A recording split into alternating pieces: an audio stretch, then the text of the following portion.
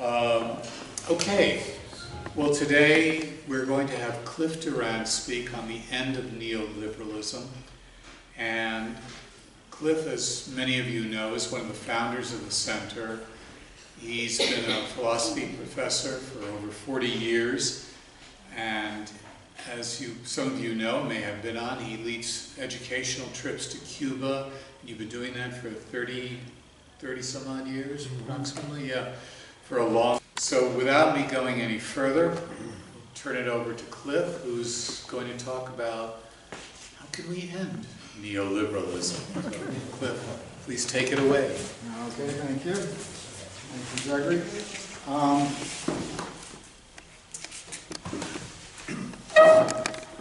I want to do this talk in two parts. The first part will focus on the collapsing of neoliberalism, the conditions that are pointing in that direction. And the second part is what we can do about it. That is our search for a new politics that will take us beyond the failed politics of today. And between the two parts, I want to pause to give you an opportunity to ask any questions or make any comments on the first part before I get into the second. This first part might be called the Great Interregnum. That is that moment when we stand between a collapsing order and the possibility of a new order. But that transition period is one filled with great uncertainty and confusion. Today in the US, as well as globally, we find ourselves in multiple reinforcing crises. There's a crisis of legitimacy in virtually all of the established institutions in the US, ranging from Congress to the presidency, the Supreme Court, to the media, to the justice system, organized religion, Wall Street banks, and corporations. Along with this, there is a loss of belief in social mobility, fairness, and a shared national identity. We feel a collapse of liberal democracy and a rising right. The neoliberal ideology that has dominated public discourse for 4 decades has failed, and we are adrift with no vision to replace it. On top of all of that, there's catastrophic climate change, and nuclear war haunts us once again. On top of all this, the economic system we know as capitalism is in a systemic, perhaps fatal crisis.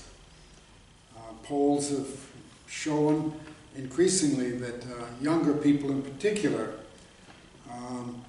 do not support capitalism, but rather an alternative not really defined by them, but which they call socialism. Well, there isn't time to discuss all of this here. That would take a book. I'll focus on the capitalist crisis and the attending collapse of liberal democracy.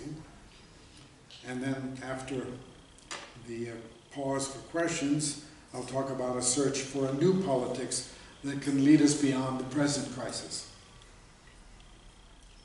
First, the systemic crisis of capitalism. What is this crisis? It is a crisis of over-accumulation. Over-accumulation refers to the amassing of so much capital that there are insufficient ways to profitably reinvest it. The circuit of capital is complete only when the surplus value created by labor in production can be realized in exchange of its products, and that profit is then reinvested so as to yield further profit. Capital lives by the never-ending accumulation of value. The systemic problem that has been with us for some time is that so much capital has been accumulated that there are not enough places to reinvest it profitably. Now, globalization of capital offered a fix for this crisis. Beginning in the late 1970s, the movement of capital to the global south has opened up new opportunities for increased profit by tapping low-wage labor. At the same time, in the global north, the share of income going to labor was frozen, and capital captured most of the benefits of increasing productivity. But this then added to the mass of accumulated capital, exacerbating the long-run crisis of overaccumulation. Today, banks and other corporations have so much money lying around that they just don't know what to do with it. And so another fix has been deployed. Rather than investing the money in production, capitalists are speculating with it by buying debt. The stream of interest on that debt is then counted as profit, even though no new value has been produced. It just moves existing value into their hands. And to make sure they do not lose on their gamble, they then insure it, so even if the debtors default, the investor, so-called, recovers what he has risked.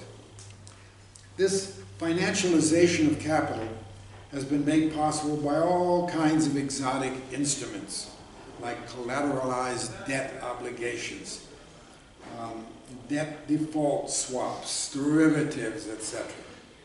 These financial inventions make it appear that money creates money, when actually all they do is move money from other people's pockets to the pockets of the speculative capitalist. And by diverting investment away from less profitable production, they then starve production, as Michael Hudson has explained in his book, Killing the Host: How Financial Parasites and Debt Destroy the Global Economy. Michael Hudson is a heterodox economist. Capital accumulated this way is fictitious capital that takes the form of money that does not represent any products of social labor. All this speculation drives up the price of debt until the Ponzi scheme collapses, as we saw in 2008. Then the state, acting as insurer of last resort, stepped in to save the financial system with a massive bailout that restored liquidity to the banks so they could continue to gamble without worrying about moral hazard. Well, it became clear to most that the activist state was not acting on behalf of the people, as it did under social democracy. It was acting to protect the interests of capital, even though capital no longer benefited the popular classes. The state was acting for Wall Street rather than Main Street. And with that, its legitimacy was further undermined. This delegitimization of government had been underway ever since the state undertook to promote the flight of corporations to the global south in the 1970s. The nation-state of earlier eras was being transformed into what I call a globalized state. And that's what this book is about. You know, the nation-state no longer served the interests of its people, but the interests of transnational corporate capital. And rather than calling it a nation-state, we should call it a globalized state. Under social democracy, the state had broad public support insofar as it was able to manage the economy, enabling a rising standard of living. More than 2 decades of uninterrupted growth resulted in deeply rooted popular perceptions of continuous economic progress, almost as if it were a right of democratic citizenship. Neoliberal globalization undermined this American dream. By betraying this right, the political elite had lost the support of the citizenry, as was decisively demonstrated in the 2016 national elections. Much of the electorate was as mad as hell, and in the words of Michael Moore, just wanted to throw a human Molotov cocktail into the political system. Well, now we have a neoliberal businessman deconstructing the administrative state, seeking to free capital of remaining social responsibilities. That has been followed by a massive tax reduction for corporations and the wealthy that will further starve the government of revenue needed to carry out essential functions. The resulting escalation of inequality of income and wealth imposes austerity on the bottom 80%, dampening consumer demand, further enriching the already rich, and thereby intensifying the crisis of overaccumulation. All of this seems to be based on the neoliberal fiction that the market can govern society alone, without a state. While in the short run, this can become immensely profitable, it is not sustainable. Capital seems to be set on a self-destructive neoliberal orgy. To be sustainable, capitalism needs the steadying hand of the state. The market is not self-regulating. Left unrestrained, the animal spirits of individual capitals can undermine the system. While many capitalists may personally feel Trump's behavior repulsive, they celebrate the enhancement of their bottom line. All of which leads to an intensifying crisis.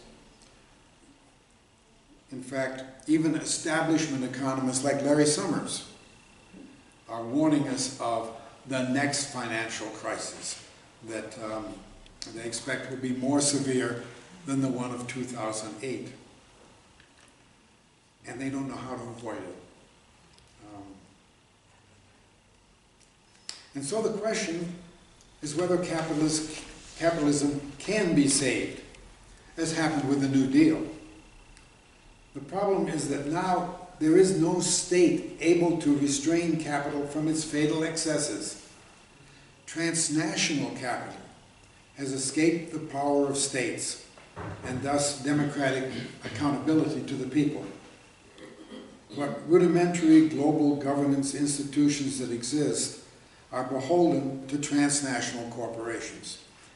And so they pursue their short-term self-interest with no institution able to steer the system as a whole as it heads toward the cliff. The people may cry out about the peril, but there is no steering wheel and nobody is in charge to listen. This is the interregnum we have fallen into. A mounting crisis of neoliberal capitalism and a political system unable to steer a way out of it. We are in a period of extreme indeterminacy, a prolonged period of social entropy and disorder. Old norms and expectations no longer hold, leaving us disoriented and having to improvise. The institutions that once were able to structure our lives, giving a sense of direction and purpose, are now in disintegration. One thing that has become clear to us now is that such circumstances offer fertile soil for the rise of a demagogue who can take advantage of popular anxieties.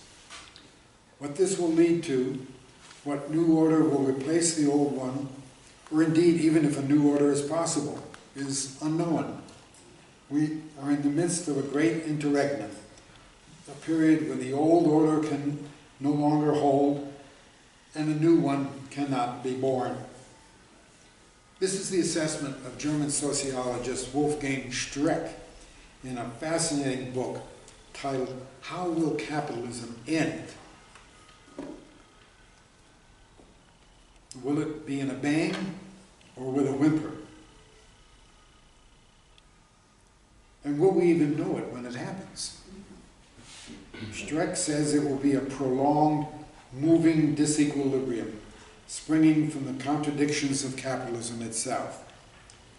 The mood of these times is expressed by poet W.B. Yeats, whose lines seem particularly appropriate these days. Things fall apart, the center cannot hold. Mere anarchy is loosed upon the world. The best lack all conviction, while the worst are full of passionate intensity. How prophetic those words are. That's the bad news, which I gave you first. Before I move on to the good news, let me just pause and see if anyone has any questions about what I've said so far. Yeah, okay. It's more of a comment, I think. Okay. You mentioned austerity, which is very popular around the world by our elites, whatever country it is, whether it's in Europe or other places. And what is always, or most often brought up, is the fact that we can't afford social programs. We have to cut them because, we have all these other obligations and so forth, and public debt is killing us. And what I maintain, and I don't know if Cliff wants to comment on it because you talked about debt, actually when you do an analysis of it, it's private debt that is really the thing that is holding on to the system and bringing it down. But this is not what our leadership, our political economic leadership, that is not what is being told to us. What's being told to us is, well, we can't afford it because we have all these other obligations. It's a little bit like the conversation that's going on now for the United States to have a universal health system such as, Medicare for all and what's being promoted. So I think it's important at one point, although it sounds very esoteric and a little difficult, very economic, but it's really important politically because we have to be able to fight this argument about austerity and what the role of debt is in bringing down or putting such stresses on the system that we currently have. Yes, and as we saw in 2008, when private debt becomes so massive that it threatens the system, the state steps in and converts it into public debt. Rescuing the banks, but saddling the public with having to pay for all of that. That politics of austerity has been actually counterproductive. It has dampened consumer demand, leading to more unemployment, underemployment. But the political elites, and this is the case globally, not just in the US, sees the solution as more austerity. For example, the countries of the European Union, when they faced massive debt problems, were advised by the World Bank and other financial institutions that run the EU to impose austerity, to curtail public spending. And of course, the bankers who have financed that debt are only concerned with repayment to them. Now, an interesting exception to that is Portugal. And just by chance, there's an article about that this morning on TruthDig. How Portugal threw out the window the World Bank advice and stepped up public spending. And as a result, its economy has recovered. While other countries like Greece that were forced to impose austerity, their economies are tanking. So the Keynesian type approach that Portugal adopted is a solution that benefits the public, whereas austerity benefits the bankers, the financial capital. Yeah. A comment. It seems to me that the transnationals and banks are driving us to, or making us use a lot more short-term thinking, because they're concerned about their quarterly results. Right. And so we're all driven by that too, even if we're trying to get a pension plan payment. So we're all kind of concerned about that, and then we're not thinking long term. And even, generations from now, what are we building, what are we leaving, including the environment, including education and so many other things. It's very short term, and it's at a big cost to humanity. Mm-hmm.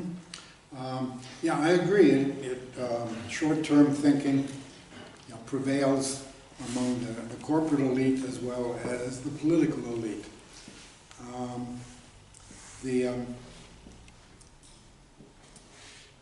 Clearly, a solution to the present problems would be to move away from the neoliberal solutions of downsizing government and move in the opposite direction. There was another point I was going to make in response to that. Slips my mind right now. But, yeah. Well, I'm glad you mentioned Portugal, because I had been, the last 5 years I've been there twice to Portugal, and I saw in the period of time between one visit and the second an extraordinary change in the city, in its growth, in investment, in the greater number of tourists coming. But I wanted to ask you about Scandinavia. The Scandinavian, anyway, provide us with, maybe model is too big a word to use, but if we look at how they provide for their citizenry and how we do not, to the same degree, do we have encouragement by seeing anything that we could perhaps adopt from Scandinavian model? Mm-hmm. Well, social democrats, like Bernie Sanders, point to the Scandinavian countries as an example, a positive example of another way to manage their affairs. But then, our political elite in the United States, does everything they can to say, oh, well, that doesn't apply to us. We're a bigger country than Denmark, and or whatever. But in fact, there are cases where the Keynesian approach to managing the economy has been applied for some time, much to the horror of financial capital. And in the case of the Scandinavian countries, they've done their best to try to undermine the social democracy that had been built up in previous years in the Scandinavian countries. Whether they'll succeed in totally extinguishing it, remains to be seen. But we do have some examples like that of countries that have not adopted the neoliberal prescriptions, or at least not hook, line, and sinker. I'm sorry, I didn't understand. Who is trying to undermine? Financial capital. Transnational financial institutions in particular. In the case of Greece, long-term thinking, short-term thinking, clearly their policies seem to be guided by short-term thinking, but I can't help but suspect that there is a longer-term strategy that they have in mind. Because what Greece has to do to service the debt, and then the refinancing of the debt, and the refinancing of that refinancing, that gets them constantly deeper and deeper into debt. What they've had to do is to sell off their public assets. Port facilities, the infrastructure, maybe the Acropolis will be next. And who will take possession of all of that? Financial capital. They'll end up owning the country. And maybe that is their longer run strategy, to so bankrupt a country that they have to, in effect, sell it to the transnational banks. Yeah, Steve. Cliff, I wonder how you might respond to the characterization of our current situation, at least in the United States, as a form of klepto-fascism, combination of kleptocracy, which increasingly extracts this financial, empty calories of capitalism wealth from the public sector, either through austerity or by, military spending, and fascism, which is, really a very strong nationalistic leaning toward provincial business. That's kind of how I characterize what we're in right now. Yeah, and this is something I'm going to get into in the second part.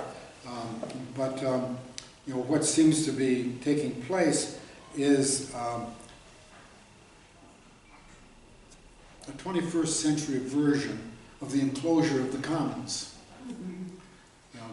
Public wealth being privatized for private profit. The commons, capitalism got started by the enclosure of the commons. Land that didn't belong to anybody, but was available for use by the whole community.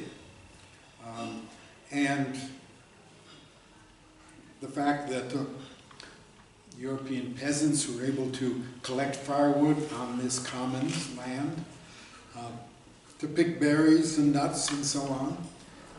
Those resources that came from that commons made it possible for many people to continue to live on their land.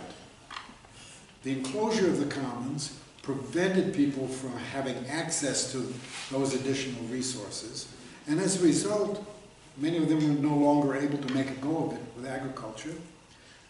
Instead, they had to sell their labor power to the newly emerging industrial capitalists in order to have enough to get by.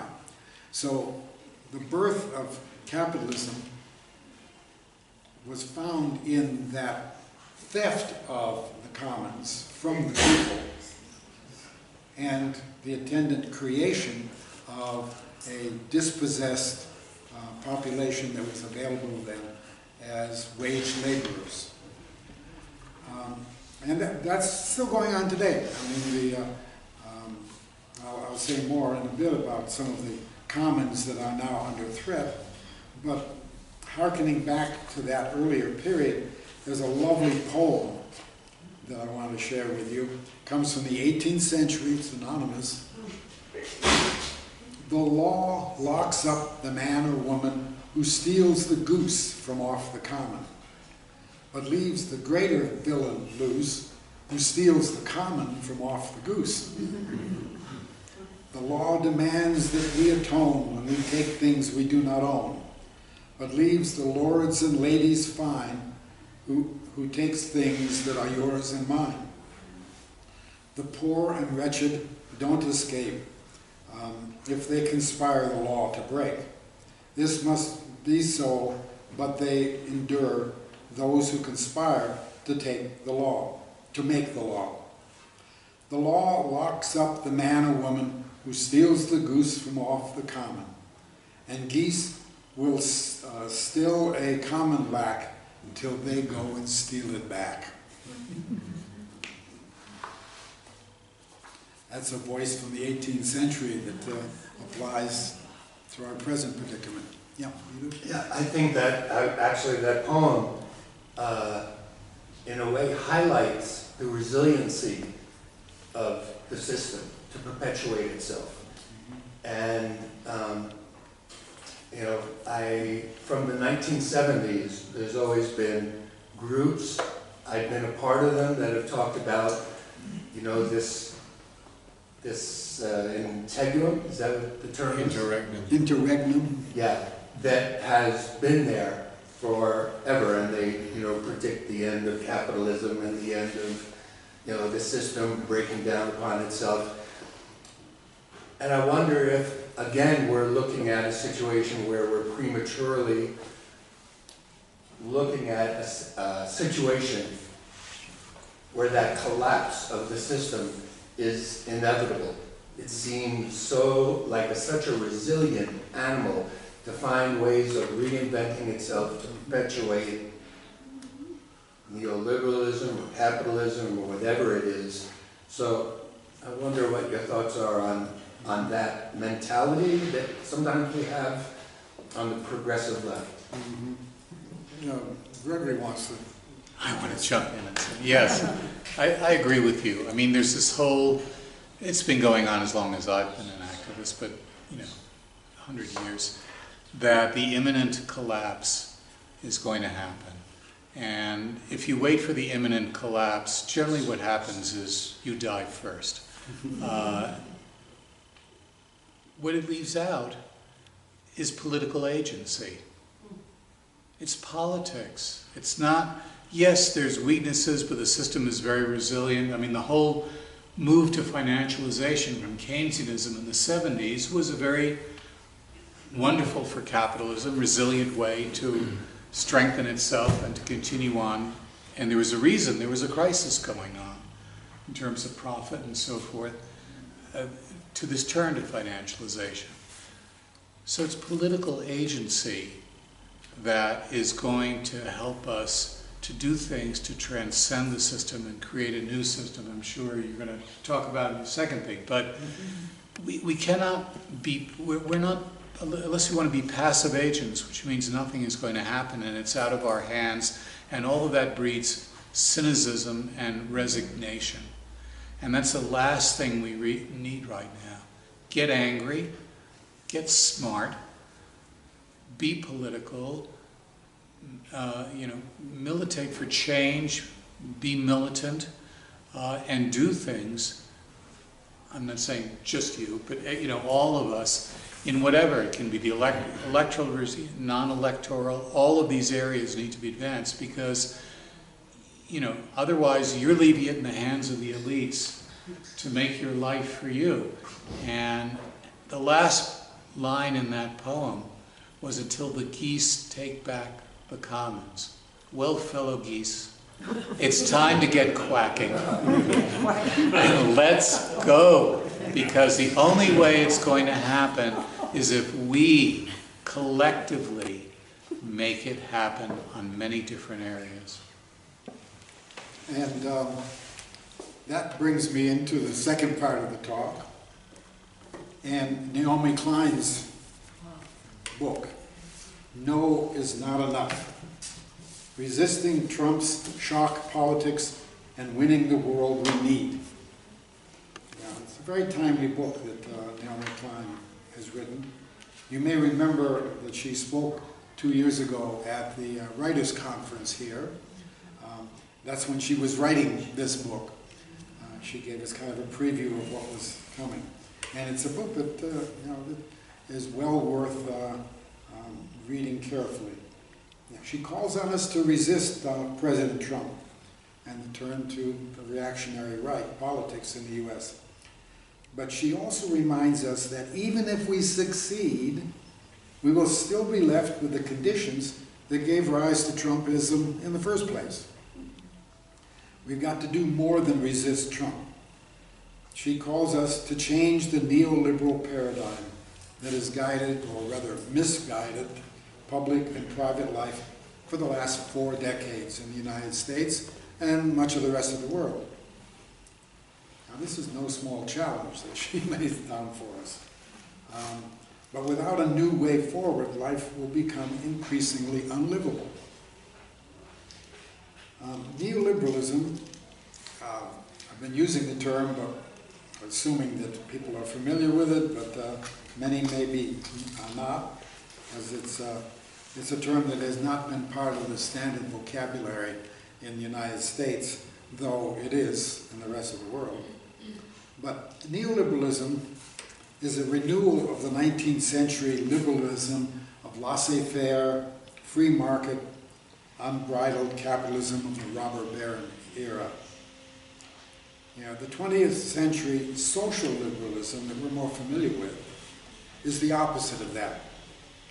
Born of the crisis of the Great Depression of the 1930s, it accepts the need for an active state to protect ordinary people from the depredations of the market, while also regulating and guiding the economy to make capitalism work. That social liberalism, or social democracy as it is also called, was the dominant public ideology in the US up through the 1970s. But then, with the presidency of Ronald Reagan and Margaret Thatcher's leadership in the United Kingdom, a new ideology began to eclipse social democracy.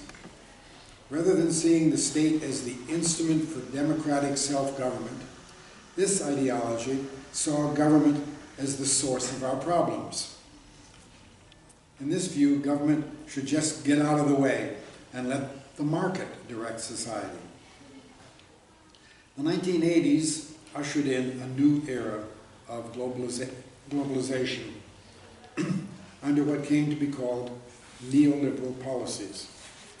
Free trade, privatization of government services, deregulation of the economy gave priority to the market dominated by corporate capital.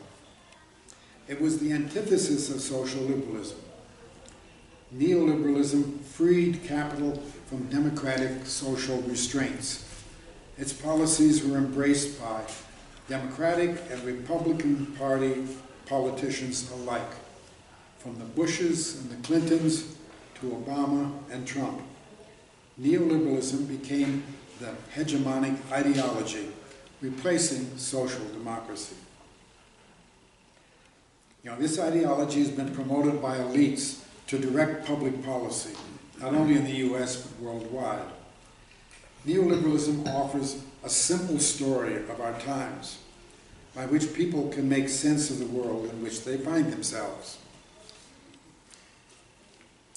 British journalist George Monbiot has pointed to the importance of such stories in his recent book, Out of the Wreckage, A New Politics for an Age of Crisis.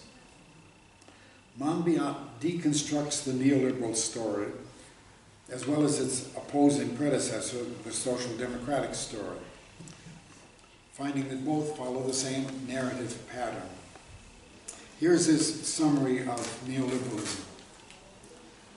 The neoliberal story explains that the world fell into disorder as a result of the collectivizing tendencies of the overmighty state, exemplified by the monstrosities of Stalinism and Nazism, but evident in all attempts to engineer social outcomes. Collectivism crushes freedom, individualism, and opportunity. Heroic entrepreneurs mobilizing the redeeming power of the market would fight this enforced conformity, freeing society from the enslavement of the state. Order would be restored in the form of free markets, delivering wealth and opportunity, guaranteeing a prosperous future for everyone. The ordinary people of the land, released by the heroes of the story, the freedom-loving entrepreneurs, would triumph over those who had oppressed them. Well, they're stated in very concrete and very popular language is the neoliberal story that encapsulates the worldview implicit in much of our public discussion these days. It expresses what has become the common sense for many. As much as I enjoyed Monbiot's insights, one of the things that his book lacks is it fails to explain why neoliberalism, that story, has taken hold with the public mind. We need to understand where this neoliberal story came from and the material conditions that gave it purchase in the public consciousness. The answer is found in understanding that neoliberalism is the default logic of governance in a capitalist society, in the absence of social movements pressing for support of the interests of popular classes. Let me repeat that. Neoliberalism is the default logic of governance in a capitalist society, when there are not social movements that can press for support of the interests of the popular classes. Social democracy rested on the power of such social movements. On the other hand, neoliberal policies are the natural posture of capitalist states. That is, states in capitalist economic systems where all are caught in what Cynthia Kaufman calls the economic dependency trap of capitalism. In unbridled capitalism, workers, consumers, and citizens depend on the continued functioning of the capitalist system for their livelihood. Capitalists are the ruling class because their interests rule over everyone else. They rule not just from positions of power within the state, but from their control of the commanding heights of the economy upon which we all depend. What is the daily experience of people living under such rule? It is the powerlessness of atomized individuals, or what Sartre called seriality. The terms Monbiot deploys, alienation, loneliness, anxiety, isolation, they describe the experience well. But this is not because people have bought into the neoliberal story. It is the human consequences of the structural dominance of capital. Workers' productive activities are under the control of corporate managers. Consumers are manipulated by those same corporations that create a demand for the products through their sales effort. And citizens are governed by a state in service to capital. Ordinary people can limit that powerlessness only when they band together and act in solidarity through unions, campaigns, social movements. It is such democratic collectivities that neoliberalism seeks to dissolve. Neoliberalism aims to reduce all human relationships to market relations. As Monbiot writes, quote, "Defined by the market, defined as a market, human society should be run in every respect as if it were a business, its social relations reimagined as commercial transactions, people redesigned as human capital." Well, this market supremacy is often thought to mean that government has no role in the direction of society. In fact, the state is necessary to establish and enforce the rules by which markets operate, a key point made by Robert Reich in his recent book, Saving Capitalism, for the many, not the few. Capital needs state power for this purpose. What neoliberalism seeks to eliminate is democratically responsive state action that limits the operation of capital. The market is to be structured in the interest of capital, not people. The dirty little secret that advocates of neoliberalism try to hide from us is that government is still needed to structure markets so they will work for capitalism. For example, unions must be curtailed since organized workers bargaining collectively distort a free market in labor. Individual workers are to be free to sell their labor as they choose.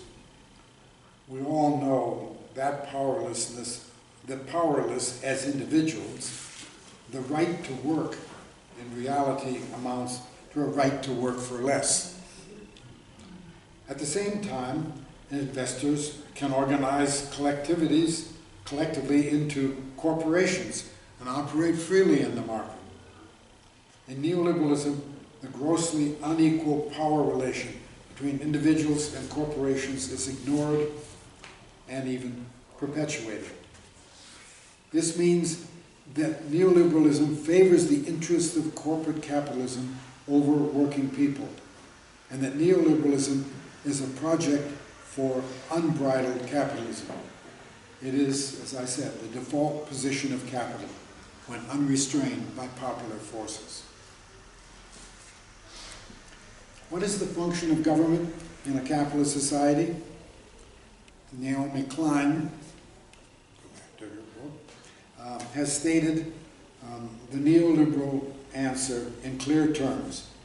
Quote, governments exist to create the optimal conditions for private interests to maximize their profits and wealth. It is then claimed by neoliberals that this is in the general interest of society because profits and economic growth benefits everyone. The trickle-down myth. When government fails to protect the interests of the many and favors the few, it should not be surprising to find widespread anti-government sentiment among the populace. When government benefits the few at the expense of the many, then government is seen as bad, and less government is therefore better. It is precisely due to the anti-democratic character of neoliberal governance that both the government itself and the political elite who champion neoliberalism lack legitimacy, as voters declared in the 2016 election. By contrast, in a genuine social democracy, government is an instrument through which a community promotes the common good. One way government can do this is by making available those common resources that can support the human development of its members. Institutionally, this takes the form of public goods or other types of commons. This is represented in the social democratic story. And let me share with you now Monbiot's formulation of the social democratic story.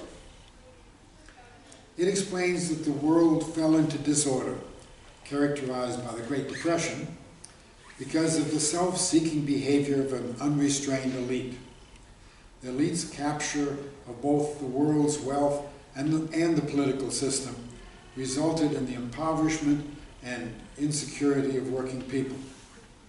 By uniting to defend their common interests, the world's people could throw down the power of this elite, strip it of its ill-gotten gains, and pool the resulting wealth for the good of all. Order and security would be restored in the form of a protective, paternalistic state, investing in the public good, generating the wealth that would guarantee a prosperous future for everyone. The ordinary people of the land, the heroes of this story, would triumph over those who had oppressed them. Well, again, with this social democratic story, we have to ask, where did it come from? It also did not just fall out of the sky.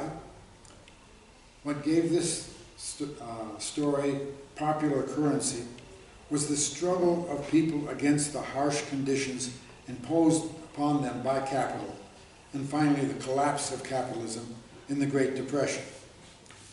This was the historical conjuncture in which individual action could not bring relief. Only collective action could create the associational power that could countervail the power of capital, especially when weakened by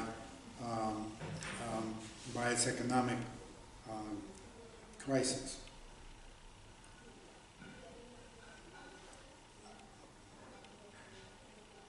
Capitalism was no longer able to meet the needs of the people it had made dependent, and so people struggled against it in order to survive.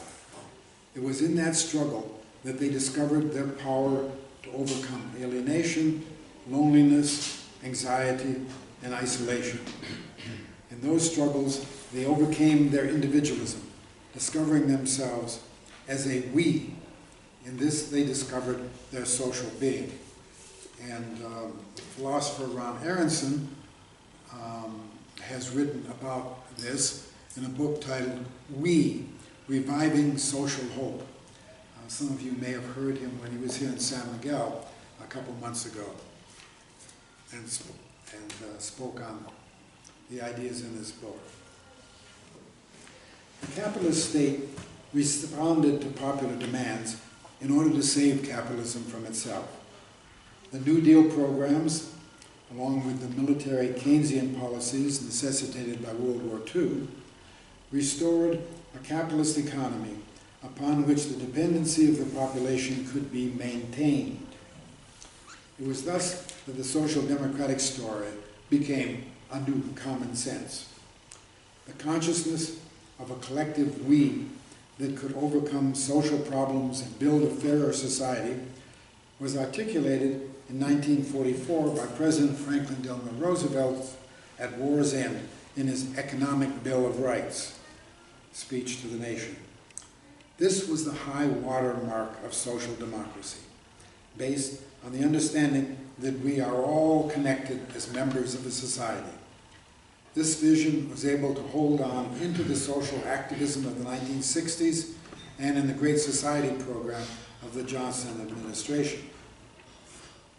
However, the post-war Golden Age of Capitalism that extended into the 1970s began to erode the sense of collective agency. The suburbanization of cities broke up residential communities. Federal support for higher education opened a pathway to upward mobility for individuals. A capital labor accord gave security to unionized workers in the corporate world. The promotion of consumerism led to a hedonistic conception of the good life. All of this brought the American dream within the grasp of an expanding middle class. But this dream was a highly individualistic vision. There was little in the experience of most people to sustain the sense of collective agency of social democracy. While its institutions continued to undergird the success many enjoyed, this came to be seen as an individual achievement. Many workers came to see bureaucratic unions as unnecessary. Government agencies came to be seen as alien, bureaucratic obstacles that were removed from the people.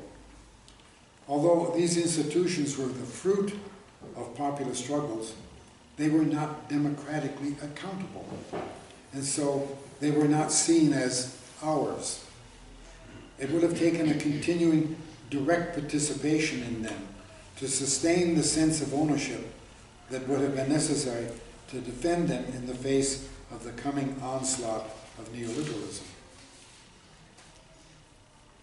This Achilles' heel of social democracy can be seen in Monbiot's telling of its story, when he says it is the agency of a protective, paternalistic state that restores order and security.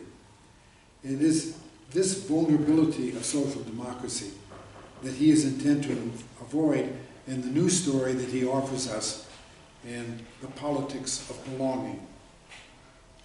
At the center of this story is a revival of community life that invokes feelings of togetherness and belonging. It is through these that, he says, we can discover the central facts of our humanity, our altruism and mutual aid.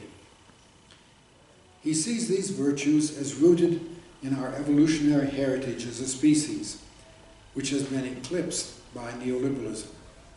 Their revival requires that decision-making is returned to the smallest political units that can discharge it. It is this principle of subsidiarity that allows for the kind of participatory democracy and collective agency at the heart of an alternative story needed in progressive politics today. It is a compelling story. But what is the material basis for it to take root in popular consciousness today? Is there a political and economic base for it? I suspect the political base for it is taking form in the resistance to President Trump. His agenda is to intensify the neoliberal dismantling of the remnants of social democracy. In the sabotage of federal agencies, the deregulation of the economy, the privatization of public goods, and the enrichment of the already rich, Trump is teaching us the value of institutions that we had taken for granted and even thought we didn't need any longer. He has unwittingly mobilized broad sectors of the population into resistance, a political activism that promises to reawaken the sense of civic engagement that democracy requires. All of this is a preface to a new story. So here's my formulation of that new story for our times. False prophets had proclaimed an era of individual freedom from social responsibilities and restraints. We will set you free, they proclaimed, free from community, free from group associations, such as a union, free from cultural traditions, from historical roots, from conventional morality, from social institutions. You will be free to make of yourself what you wish, owing nothing to others, proudly proclaiming, "I did it my way." But gradually, individuals began to realize that without social supports, they were less free, in fact powerless, in the face of large corporations. Those other fictitious persons, called corporations, enjoy the same freedom as us flesh and blood persons. Their great power enabled them to exploit the labor of free individuals under their command, defile nature, poison the environment, and manipulate consumer demand for whatever they produced, all to realize profits. And as their wealth grew, so too did their power over real persons.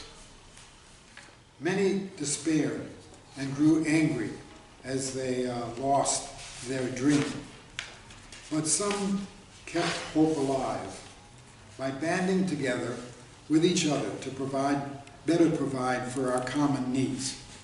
In our collective action, we discovered a human connection that enriched our lives. By restoring our social bonds, we have transcended the loneliness of negative freedom and discovered the positive freedom of community. Well, that's the new story that I offer to you. It is the neoliberal privatization of what we have in common that we are now called on to resist in the age of Trump. This administration is imposing a veritable tsunami of privatizations, attempting to complete the destruction of the New Deal Great Society programs that have been undermined bit by bit over the last 4 decades. Now, as we wake up to the clear and present threat to public goods that have sustained us, we can better appreciate their value to us. With this increased consciousness, we may now be better able to press for an expansion of public goods. A public good is a commons that is provided by government or communities. Now, with the hostile corporate takeover of government, our commons are under attack. There is now a concerted campaign by the right wing to complete the privatization and commodification of education, healthcare, the internet, transportation infrastructure, public lands, prisons, security, the military, and even social security. As corporate capital is hungry for places to invest, it looks to these public goods as potential profit centers. Every area of social life is being subordinated to the logic of capitalism and its markets. This has the effect of fragmenting society and desocializing individuals who are, quote, freed from social solidarities, and thereby become vulnerable to unregulated corporate forces in the market. The campaign to destroy unions is a prime example of this. As we resist this neoliberal offensive, we need to be clear about what we are for. What is our vision of an alternative? We need more than a program that is a laundry list of what we are defending.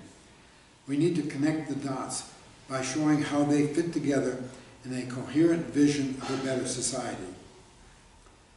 Naomi Klein's LEAP manifesto links them with the value of caretaking. A caring society is a compelling alternative to the present neoliberal order. But we need to make the ethics of caring concrete by outlining how it can be institutionalized. We need to institutionalize it in an expansion of commons that embody the ethics of caring. While neoliberals seek to strengthen the reign of private profit in our healthcare system, this is the time to demand healthcare as a right and call for its socialization as a public good. In this, as in other areas, such as education, we need to boldly put forth the vision of expanded free access to common resources that enrich us all. A caring society requires social institutions that guarantee and protect the commons. In the neoliberal ideology, there is no common good. Indeed, there is no society. This was the premise of neoliberalism in the view of Margaret Thatcher. As she said, there is no such thing as society.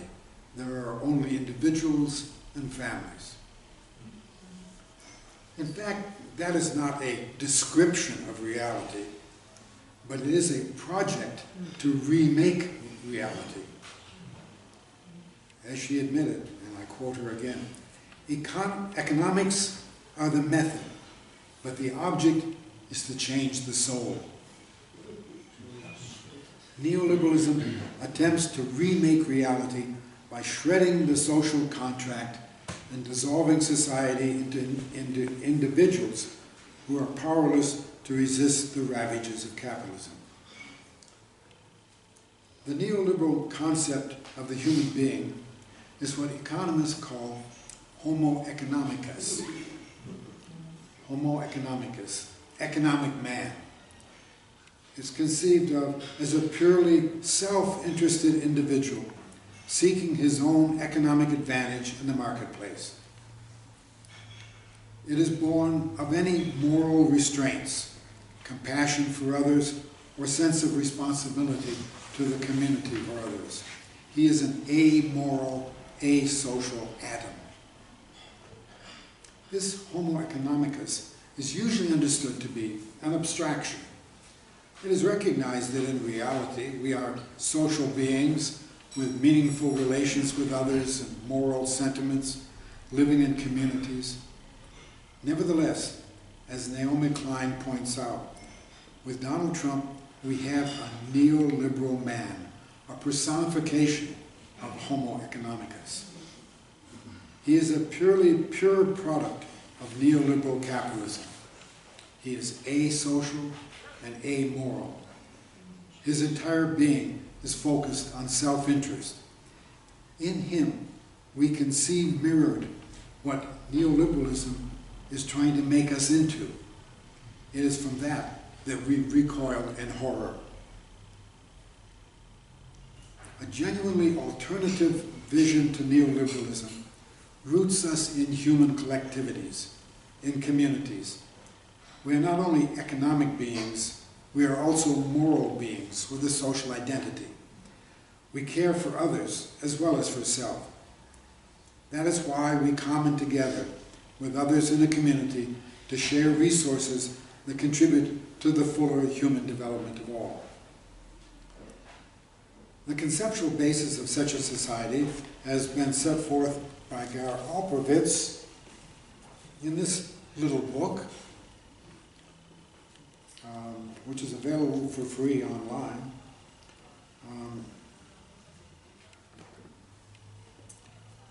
The Principles of a Pluralist Commonwealth is his title.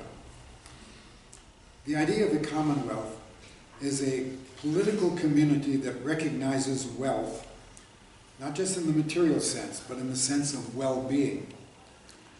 That comes from our association together in society.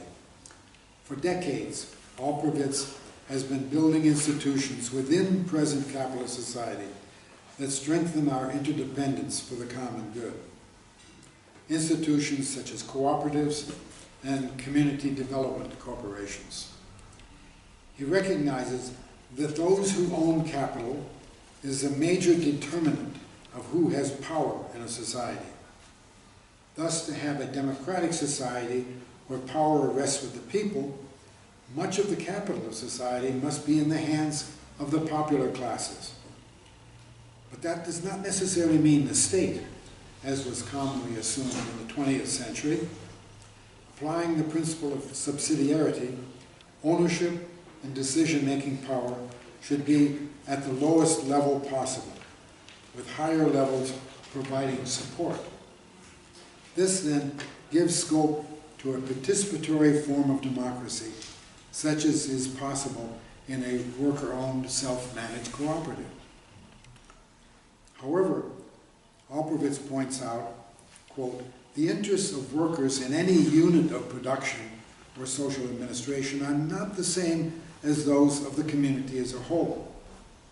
Thus, to ensure that the common good prevails, cooperatives must be embedded within more comprehensive framework of support and democratic control, as is the case in the evergreen cooperatives in Cleveland.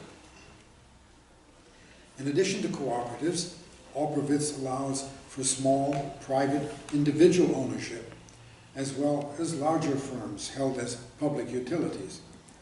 But such a pluralist commonwealth can be oriented to the common good with public provision of and oversight over investment capital. As he asserts, quote, a rigorous conception of a robust and democratic public sphere depends to a significant degree on the development of democratic forms of ownership. Well, as we struggle to resist the neoliberal world, we come together to build vibrant, resilient communities. Ours is a vision of society based on solidarity, of collective empowerment, of public institutions that nurture the fuller development of all humans. Ours is a struggle to reclaim a human world in the midst of the multiple crises of these times. Let me add a postscript. The title of this talk has been The End of Neoliberalism. That title has puzzled some. It is a deliberate ambiguity in that title. The end of something can be its termination, its extinction, but it can also be its purpose or its goal. Both apply to my discussion of neoliberalism. Its goal or purpose is to commodify everything for a market in which capital can accumulate indefinitely without democratic restraints. Such a system is not sustainable. In fact, the closer it comes to its goal, the more it breaks down until it finally ends, reaches termination. This is when the collective agency of humans can build a new system that better meets human needs. That is the challenge we now face as we struggle to build a new order as the old order crumbles around us. And with that, I will end.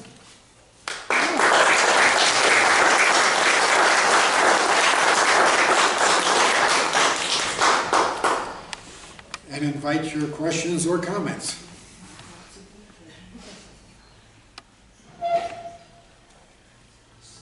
Yeah, Sheila. One hurdle that we're up against seems the excessive privatizations of the commons that are taking place right now. And I give the example of Canada, where I see Trudeau speaking and talking about going around the world looking for investment. Well, in reality, he's looking for privatization of our commons. And how are we ever going to get it back?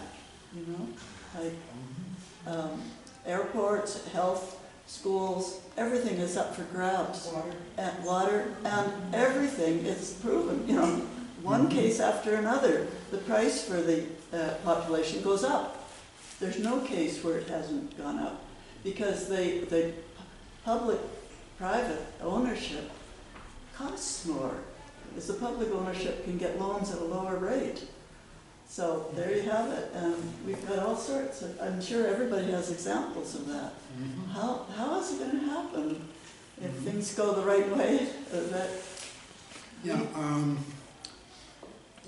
A lot of that investment abroad that comes from Canada is in the extractive industries that are taking the resources from the land in many parts of the global south, and that is being resisted particularly by indigenous communities whose livelihood, whose very society has been based upon the commons. Commons that are now being enclosed and privatized in ways that globalized states are allowing, permitting, and even promoting. But indigenous communities trying to prevent the mining of their land, or the oil exploration, or the damming of their rivers. That's being resisted in Central America, in Mexico, in many parts of the world. Basically, people are defending their commons against the encroaching capitalism. And that is also happening in the case of Canada. The efforts to build pipelines to take fossil fuels to the West Coast for export pass through indigenous territories, and those communities are using their treaty rights to defend their commons. That's a point that Naomi Klein has discussed at considerable length in her earlier book, Capitalism versus the Climate.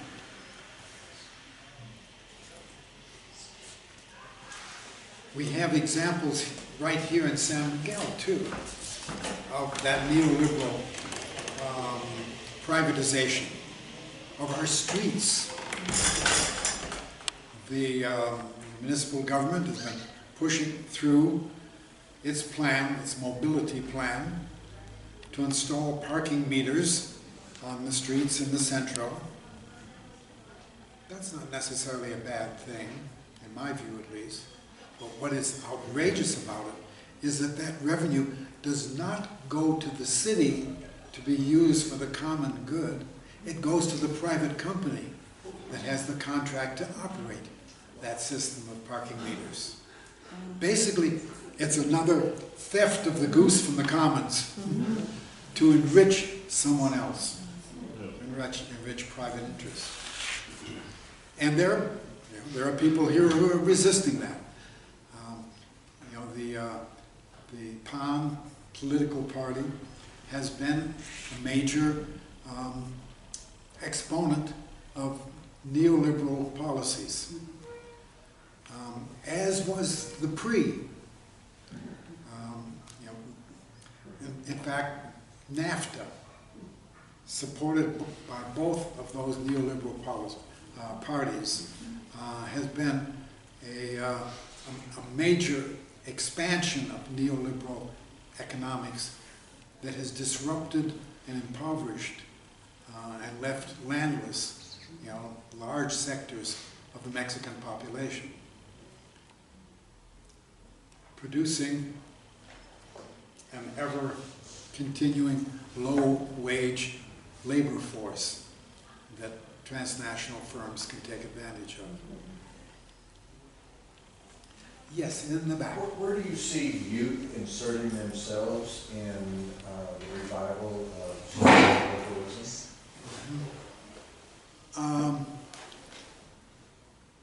Well, as I mentioned at the beginning, youth now see socialism in more favorable terms than it does capitalism.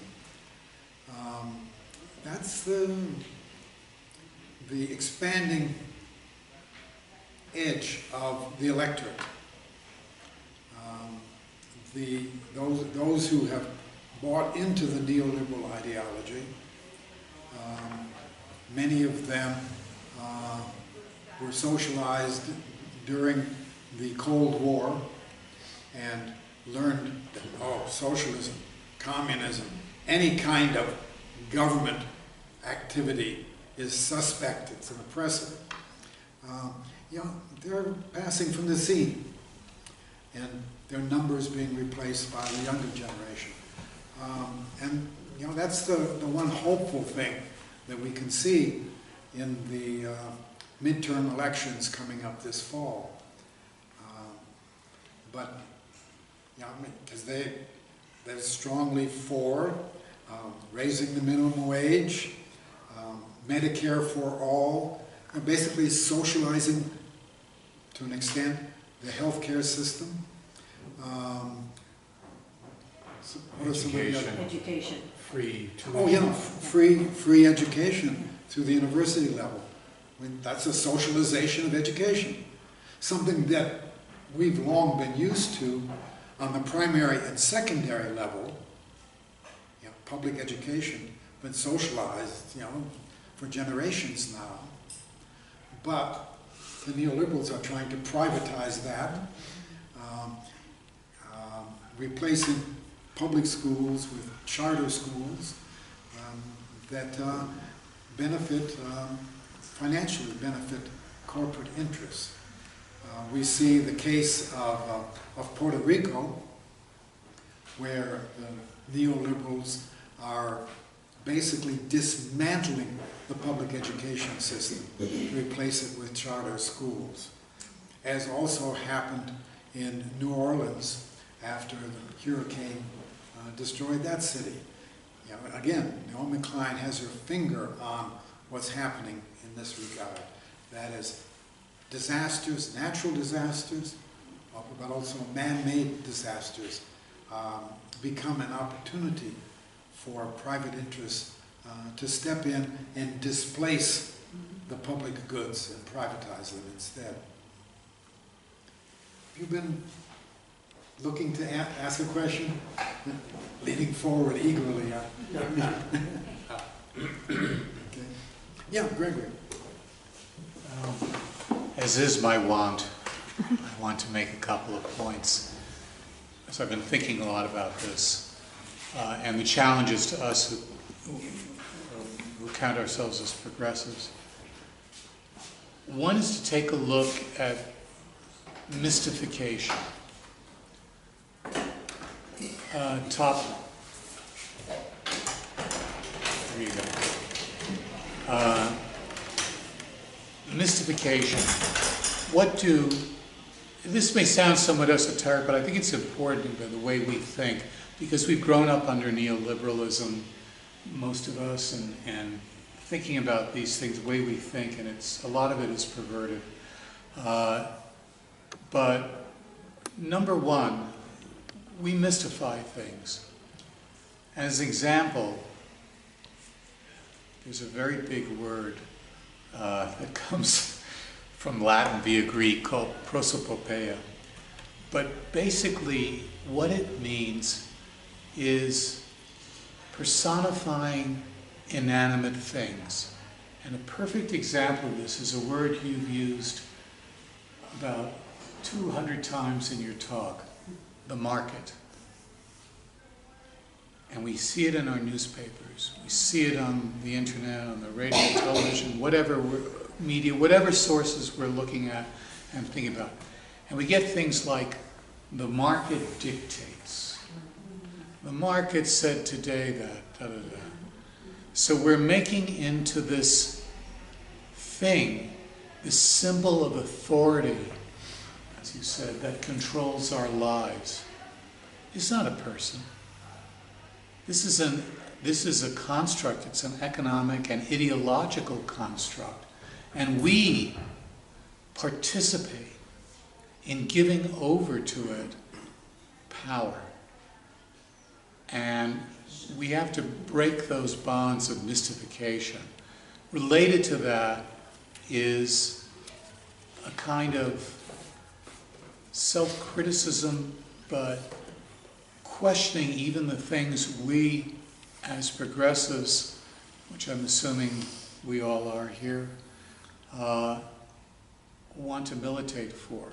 Maybe some of those things, in some way, sound very good, but may further the neoliberal project or make it easier for it to go along. You know, one thing is that we talk about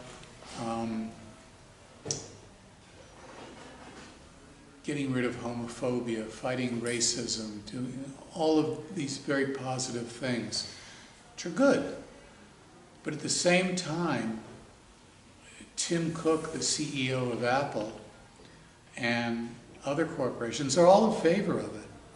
They can live with it while they still do their accumulation and appropriation of the commons.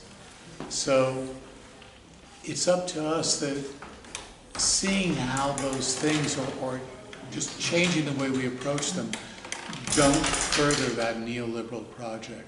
So we need to question ourselves and question our own way of thinking about things that seem on the surface to be good and aren't good and have a moral imperative. But the way we militate for it may just further what we don't want. And so we have to think counterintuitively very often. And I think that's really important. So those are my two related points. Yeah, Peter. When I hear you talking in those terms, what I'm really hearing in my own head is this tendency right now to want to be a part of the blue wave. And the idea first of stopping Trump and then supporting Democratic candidates. Are you talking to me? I'm talking to you. Democratic candidate? I'm not saying you're, what you're describing leads to this mystification that if we just replace Trump or if we just replace Democrats, that we're going to be okay. What you were describing is that process going on in the population, right, of the mystification of good capitalists and bad capitalists in a lot of ways. And in this scenario, the Democrats are good capitalists and the Republicans are Trump. Whose scenario is that? What you were describing, I see. this mystification of choosing how, you know, what you were saying, choosing, looking at things that seem on the surface to be progressive values, but are a continuation of the system, the neoliberal system. So you support gay marriage, you being all of us, and yet, by doing so, we're not questioning the system. We're just saying they have an equal right to participate in the consumption of goods, passing down of more liberal tax laws, etc., etc. So all I'm saying, I'm not accusing you of anything. I'm just saying that, this idea that, the democratic wave that people are grabbing onto, really, without questioning the underlying principles of the Democratic Party, are just a continuation of the neoliberal model. May I just make one qualification? I agree with you. I mean, I gave a talk here a couple of weeks ago which said many of those same things.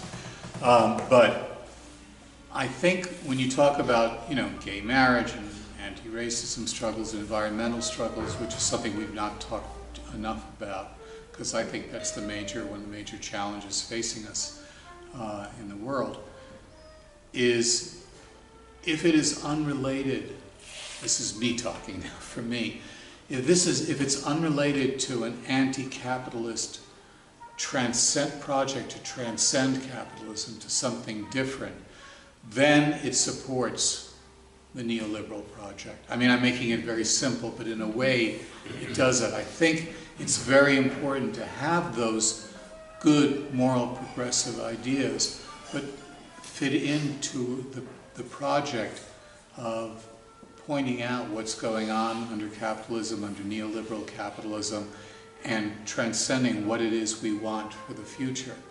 So it isn't enough, as you said, and I agree, just to be for gay marriage, which, okay, yes, most of us will agree with, don't have any problem with that. It's how you express it and in what context you put it that I think becomes very important. Because if it just stands there outside of itself as like a moral thing, it just supports, in my opinion, it just supports the ongoing system. It doesn't challenge the system. And certainly Apple and Facebook and all of them, General Motors, certainly can exist with gay marriage. No problem.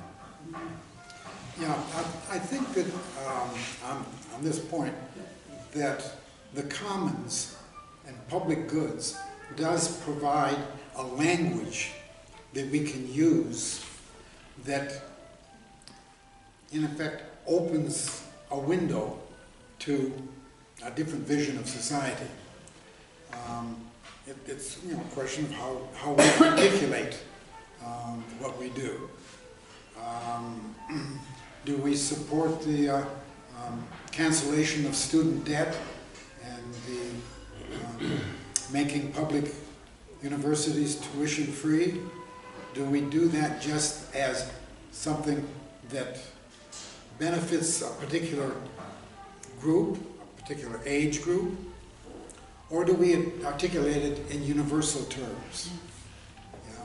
That education, knowledge is a commons that should be available to everyone, regardless of age, regardless of whether you access that knowledge on a college campus or via the internet. When we defend the internet as a commons, basically we're putting forth this same conceptual foundation that undergirds our support for public education at all levels. So it's partly a matter of how the language that we use. We can support certain particular issues, but that can just become a way in which the present political elite is able to co-opt us. We've got to expand the vision of society that what we're defending represents. Yeah, Steve. Yeah, I agree it's important for progressives and others to articulate their vision of what kind of society we ought to have going forward and so forth.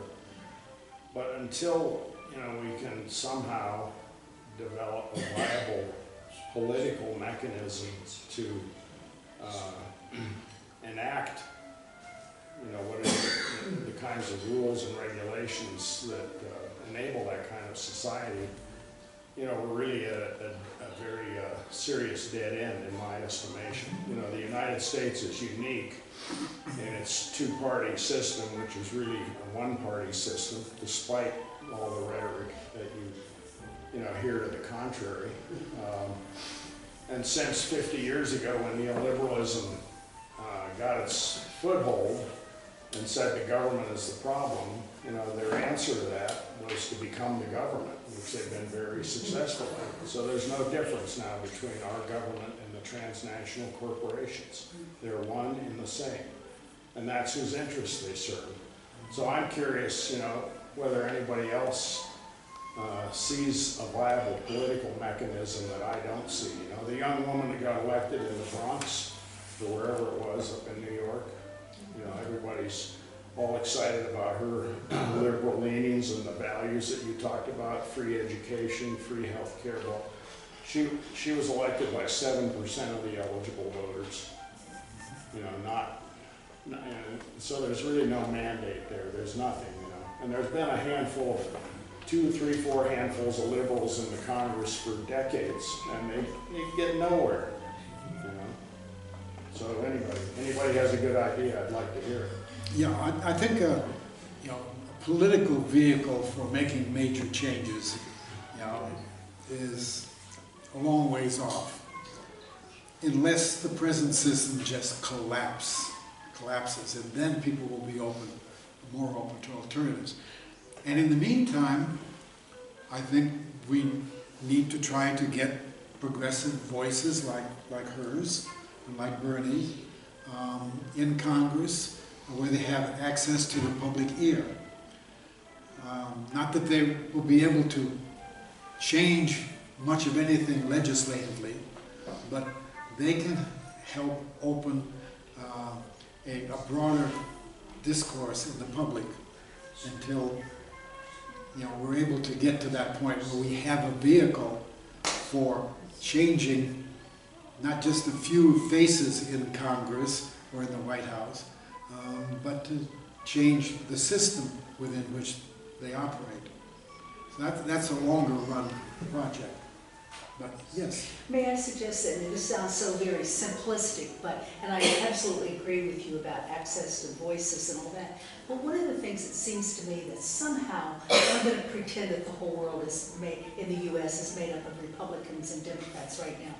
It seems to me that somehow the Republicans are so superb at marketing and sales skills. And that's really what very much it is. They've been able to get their communication efforts across so much better than the Democrats have in some way. And that sounds very simplistic and all that, but the bottom line, I mean, we have to realize that we've become a different society, and I don't like to think that we have bought into reality TV in the way that we have, but in fact, that's what we have now at the highest level. We have a celebrity reality show, set of characters. And I'm not suggesting that we lower ourselves to that level, but somehow it seems to me that we have to develop, we have to increase our skills in that area. To be able to communicate with those folk for whom that is the only way that they receive information. Yeah, that's where developing a different language can be very powerful. Framing.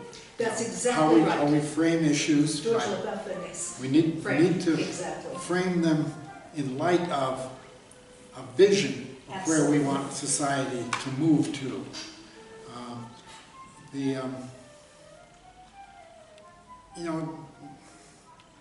Who knows what will happen in November? Maybe there will be a blue wave, and the Republicans will lose control of at least the House. That would help a lot, right? But it isn't going to change the system unless that blue wave is a progressive blue wave. Then we'll have more headway. But The Democratic Party establishment is content to run establishment candidates.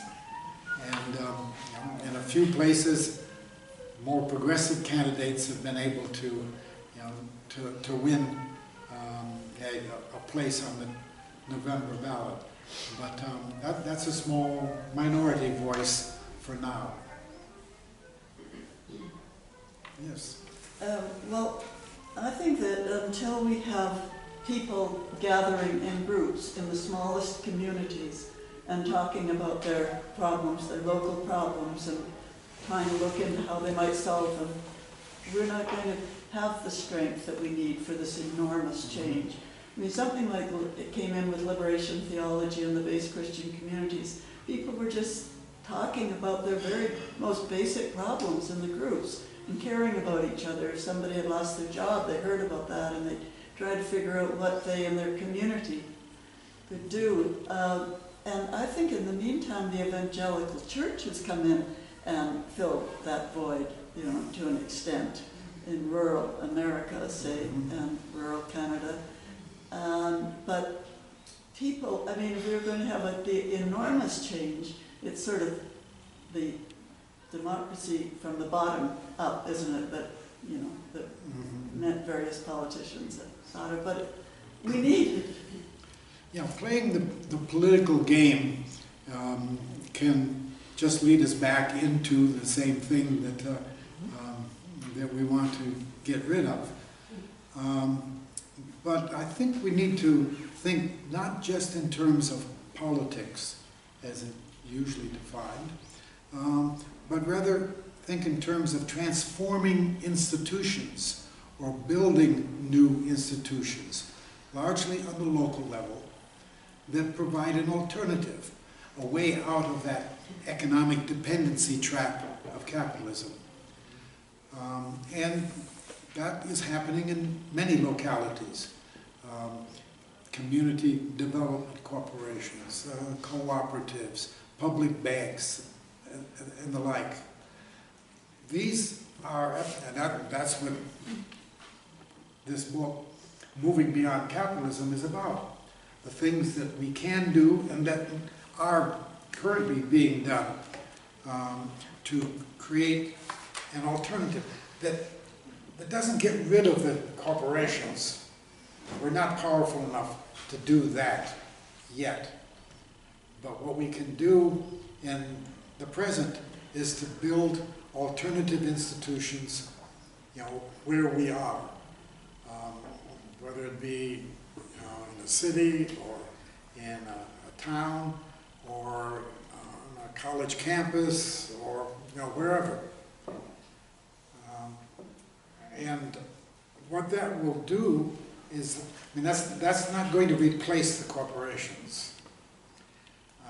It's not going to dismantle their power, but it gives us some power in at least some aspects of our lives that we otherwise would not have.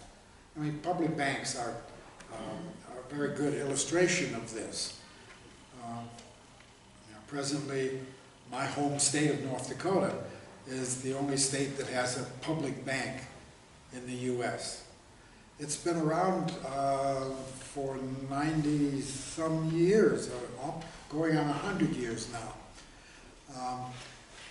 And it was created out of an economic crisis that the farmers of North Dakota had in the early years of the 20th century, where they were dependent on the railroads to transport their grain to market and had to pay whatever freight rates the railroads demanded. They were dependent on the milling interests in the Twin Cities, in Minneapolis or in Chicago, and they were dependent upon banks for loans in order to be able to buy the inputs they needed to plant. Well, out of that economic dependency that they experienced came a political movement formation of a new political party, a non-denominational party, neither Democratic or Republican. And they succeeded in mobilizing largely rural vote to create this public bank, so that the tax revenue and everything that is collected by the state of North Dakota goes into this bank, rather than being deposited in Bank of America or whatever others, the conventional commercial banks, and that money goes off to Wall Street to use. Instead, by having a state bank, the state of North Dakota was able to get some control over its future. And that benefited farmers who were able to get low-interest loans. It benefited students who were able to get funds for higher education. It benefited local towns who needed funds for, an infrastructure project, etc. Now, I highlight that case, not just because I'm from North Dakota, but because North Dakota is a very conservative state. The people are very conservative, strongly Republican. But they recognize that the Bank of North Dakota has benefited them. They don't see this as a socialist institution that we need to get rid of. No, they see this as something that helps people in their lives in a very concrete way. And it's because of that success that now many other places around the U.S. are exploring the possibility of establishing public banks, so that they have more control over the investment funds that are needed to do things on the local level. Ideology becomes irrelevant once you can demonstrate that socialist-like institutions can actually benefit people. And that's an example of the kinds of institutions that I think we need to build in order to be able eventually to move beyond capitalism. Yeah, Peter.